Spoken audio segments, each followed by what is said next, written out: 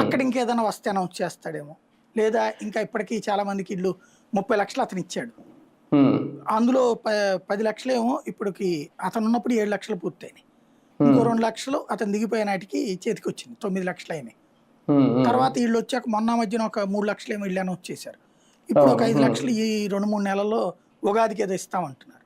అవన్నీ జగనియే, వీళ్ళేం భూములు సేకరించి ఇచ్చినవి కాదు కదా, జగన్ ఇచ్చిన వాటింటే కన్స్ట్రక్షన్ జరుగుతుంది, మిగతా ఇస్తానంటాడేమో. జగన్ పాదయాత్ర ప్రకటనతో కూటమి పార్టీలు ఏమైనా భయపడుతున్నాయా? వీళ్ళేం భయపడరండి, ఎవడెందుకు భయపడతాడు?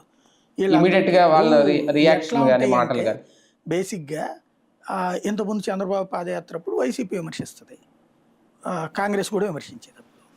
అంతకుముందు రాజశేఖర రెడ్డి పాదయాత్ర అప్పుడు వీళ్ళు విమర్శిస్తారు. బేసిక్గా ఏంటంటే సంస్కారవంతమైన రాజకీయం ఎప్పుడో చచ్చిపోయింది.